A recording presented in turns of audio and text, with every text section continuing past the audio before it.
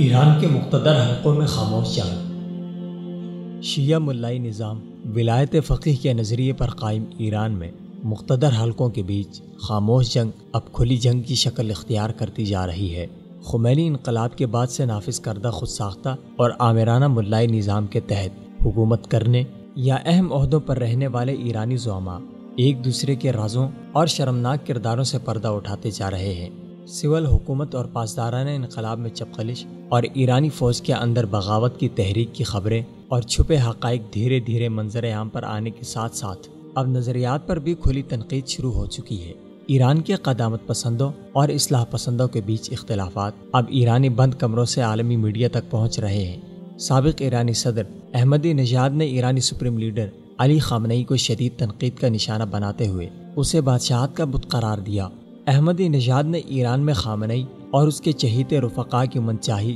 اور خود ساختہ پالیسیوں کو ہدف تنقید بناتے ہوئے اپنے ٹویٹر اکاؤنٹ پر جاری ویڈیو میں کہا ہے کہ ایسا کوئی بھی نہیں جو عوام سے زیادہ بلند مقام رکھتا ہو۔ سرکاری منصب اور عہدے کسی کے باپ کی میراث نہیں ہے۔ ہم اس لیے انقلاب لے کر نہیں آئے تھے کہ ایک خاندان جائے اور دوسرا اس کی جگہ پکڑ کر بیٹھ جائے۔ عرب میڈیا کے مطابق سابق ایرانی صدر نے اپنے ویڈیو پیغام میں خبردار کیا ہے کہ آئندہ عرصے میں ملک کے اندر اہم پیش رفت سامنے آئے گی۔ ایرانی سابق صدر احمدی نژاد کو خامنئی کی مخالفت کی وجہ سے اچھی بھلی قیمت چکانی پڑ رہی ہے۔ نژاد کے قریبی افراد کو گرفتار کر کے اس پر دباؤ ڈالا جاتا رہا، جبکہ ایرانی سپریم لیڈر کے اثر و رسوخ کی وجہ سے ایرانی عدلیہ نے بھی 2005 سے 2013 تک مدت صدارت کے دوران بدعنوانی اور ریاستی مال و دولت کی لوٹ مار کے الزام میں سابق صدر احمدی نژاد کے احتساب کی دھمکی بھی دے رکھی ہے۔ نژاد کے مطابق نژاد کے سابق نائب محمد رضا رحیمی 70 ارب ڈالر کی سرکاری رقم کے غبن میں ملوث ہونے کے سبب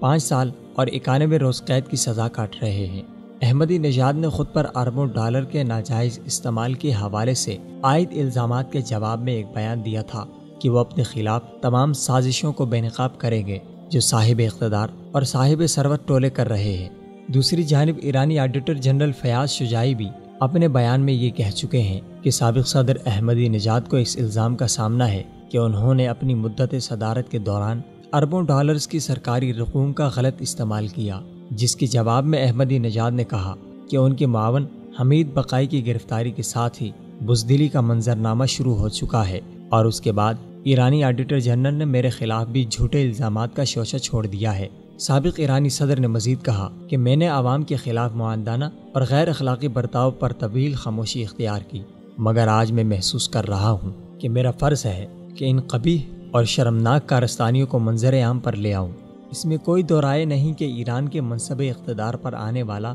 دونوں ہاتھوں سے ایرانی عوام کو لوٹتا ہے، لیکن ایک دوسرے کے ہمراز بن کر ساری کرپشن اور بدعنوانیاں چھپائی جاتی ہیں۔ لیکن اب ایرانی مقتدر حلقوں میں پھوٹ پڑنے کی وجہ سے ایران کے سفید و سیاہ کے مالک بننے والے ایک دوسرے کی پردہ دری کر رہے ہیں، جس سے ایران پر 37 سال سے مسلط ملاؤں کے نظام کی بدترین ناکامی، لوٹ مار اور ایرانی عوام کا استحصال منظر عام پر آ رہا ہے۔